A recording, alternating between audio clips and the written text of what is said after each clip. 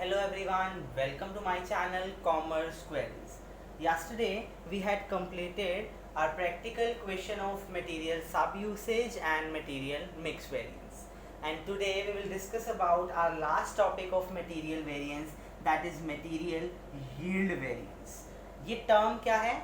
Yield का मतलब होता है आउटपुट. इसको आप क्या किससे कंपेयर करेंगे? आउटपुट से. ये हमारे मटेरियल वेरिएंस का लास्ट फॉर्मूला है. इसके बाद हमारा मटेरियल वेरिएंस ख़त्म हो जाएगा और हम लेबर वेरिएंस शुरू करेंगे. तो मटेरियल वेरिएंस के अंदर ये लास्ट टॉपिक है मटेरियल यील्ड वेरिएंस. इसका फॉर्मूला है actual output minus standard output divide by standard input into में एक्चुअल इनपुट और टोटल इनटू में आएगा total standard cost divide by standard output. अब फॉर्मूले को ध्यान से समझिए.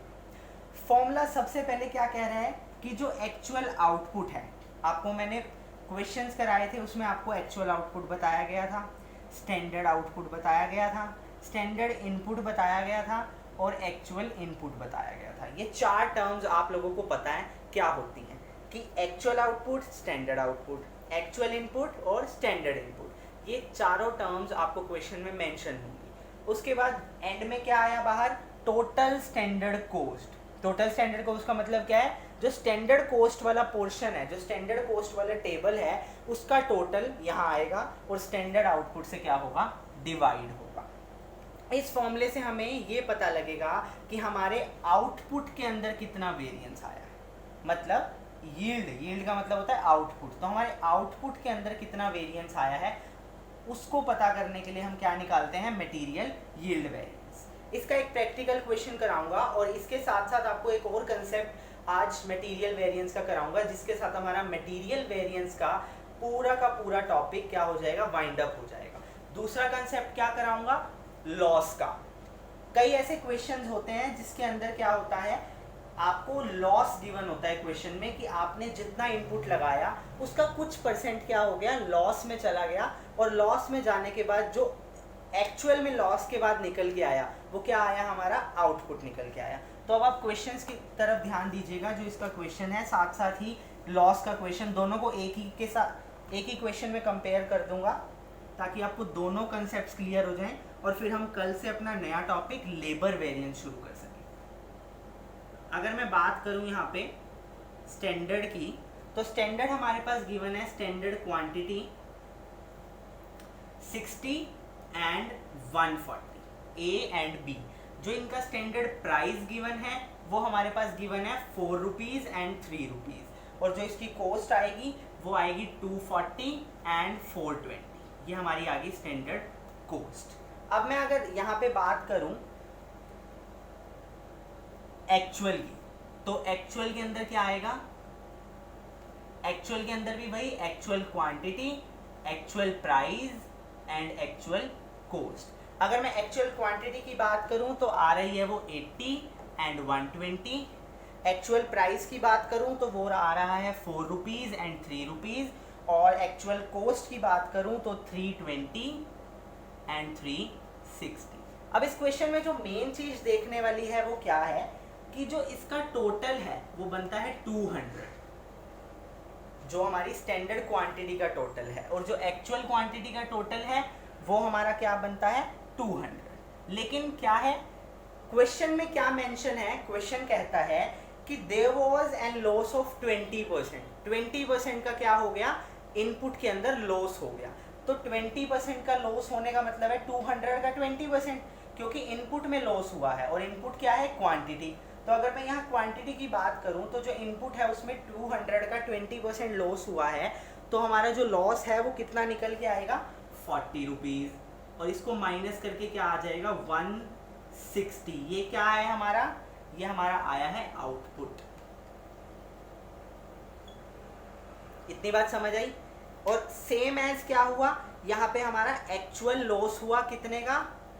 ये तो हमने स्टैंडर्ड बनाया था, वहां हमने क्या बनाया? एक्चुअल. वहां हमने एक्चुअल निकाला प्रोडक्शन जब रन हुई थी. तो प्रोडक्शन के रन होने पे हमने क्या किया? हमने एक्चुअल में क्या देखा कि जो हमारा लॉस हुआ है वो कितना हुआ है? 40%. यहाँ मैं ऊपर लिख रहा हूँ, यहाँ लॉस हुआ 20% का और वहाँ लॉस हुआ 40% का. ये लॉस है, ठीक है।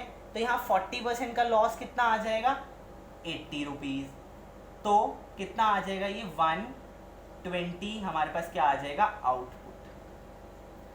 अब आपको कुछ समझ आया? एक चीज रिफ्लेक्ट हो रही है यहाँ पे, अगर आप लोग देख पा रहे हो तो, कि यहाँ 160 का आउटपुट आ रहा है और वहाँ 120 का आउटपुट आ रहा है। तो क्या आउटपुट में क्या आ रहा है, चेंज आ रहा है। तो स्टैंडर्ड क्या होगा, रिवाइज्ड होगा। स्टैंडर्ड क्या होगा, रिवाइज्ड होगा। स्टैंडर्ड रिवाइज्ड होगा और क्या निकलेगा, मटेरियल मिक्स वेरिएंस भी निकलेगा, ठीक है। अगर मैं मटेरियल मिक्स वेरिएंस की बात करूं तो मिक्स वेरिएंस आपको पता है क्या होता है, सिर्फ रेशो में चेंज होता है। और रिवाइज स्टैंडर्ड में क्या होता है, जो ये क्वांटिटी है इसको हमने रिवाइज करना है 120 आउटपुट के हिसाब से। लेकिन इस क्वेश्चन में आपको मैं सीधा यील्ड वेरिएंस निकाल के दिखाऊंगा, क्योंकि बाकी सारे कंसेप्ट्स मैं आपको अपनी लास्ट वीडियोस में समझा चुका हूं, तो आप वहां से रिकैप्चुलेट कर लीजिएगा। आज मैं आपको यील्ड वेरिएंस निकाल के दिखाऊंगा। यील्ड वेरिएंस का फॉर्मूला लगाने के लिए आपको क्या करना है, आपको कुछ नहीं करना, आपको सिर्फ फॉर्मूलेज में वैल्यू पुट करनी है कि एक्चुअल में आपने फॉर्मूला लगा के देखना है कि आउटपुट में कितना वेरिएंस आ रहा है। अब मैं यहीं पे फॉर्मूला लगा के आपको दिखाता हूँ। फॉर्मूला था actual output minus standard output divide by standard input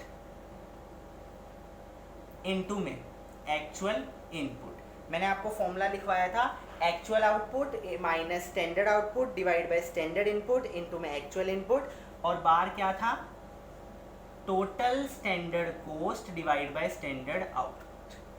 अब मैं फॉर्मूलेज में सिर्फ वैल्यू पुट कर रहा हूं। एक्चुअल आउटपुट हमारा कितना है, 120।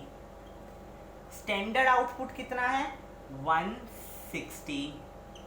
स्टैंडर्ड इनपुट कितना है, 200। ये वाला, ये हमारा इनपुट है। कंफ्यूज मत होइएगा, ये इनपुट है, ये आउटपुट है, मतलब actual input actual output, standard input standard output. और अगर मैं एक्चुअल इनपुट की बात करूं तो वो भी हमारा कितना है, 200। अब टोटल स्टैंडर्ड कॉस्ट की बात करूं तो टोटल स्टैंडर्ड कॉस्ट हमारे पास कितनी आ रही है, इसका टोटल करेंगे हम। ये हमारा क्या है, इसका अगर हम टोटल करें तो हमारे पास टोटल आएगा 660। तो 660 डिवाइड बाय स्टैंडर्ड आउटपुट कितना है हमारे पास, 120। 160 स्टैंडर्ड आउटपुट। सो ये हमारा फॉर्मूले में पुट हो गया। 120 क्या है, actual output, 160 standard output, 200 standard input and 200 he actual input. Total standard cost 660 and 160 दोबारा से क्या आ गया, स्टैंडर्ड आउटपुट। तो इसको सॉल्व करके जो हमारे पास आंसर आ रहा है वो हमारे पास आ रहा है 165 का एडवर्स। ये पूरा सॉल्व करके आपके पास ये आंसर निकल के आएगा। कुछ नहीं करना, आपको पूरी टेबल बनानी है और उस पूरी टेबल के बाद एक एंड में फॉर्मूला लगाना है। अगर क्वेश्चन में पूछा गया है कि मटेरियल यील्ड वेरिएंस निकालो तो आपने यील्ड वेरिएंस का फॉर्मूला लगाना है। ये वाला फॉर्मूला लगा के आपने यील्ड वेरिएंस निकाल देना है। इस फॉर्मूले में कोई भी ऐसा कोई भी फैक्टर ऐसा नहीं है जो आपको कंफ्यूज करे कि ये कहाँ है, आउटपुट कहाँ है, इनपुट कहाँ है। सारी चीज़ें आपको टेबल में मेंशन होंगी। उस टेबल के हिसाब से आपने सिर्फ फॉर्मूलेज में वैल्यू पुट करनी है और वहाँ से क्या करना है, आंसर निकालना है। तो ये था मटेरियल यील्ड वेरिएंस और मटेरियल वेरिएंस का लास्ट टॉपिक। और इसके साथ साथ मैंने आपको आज एक लॉस वाला पॉइंट भी समझा दिया कि क्वेश्चन में अगर लॉस हो तो वो क्वेश्चन कैसे सॉल्व किया जाता है। बाकी आपको मटेरियल वेरिएंस के अंदर कोई भी प्रॉब्लम है तो you can watch my past videos and comment in the comment section. कल से हम लेबर वेरिएंस शुरू करेंगे। Please keep watching, keep subscribing and press the bell icon for the latest videos. Thank you.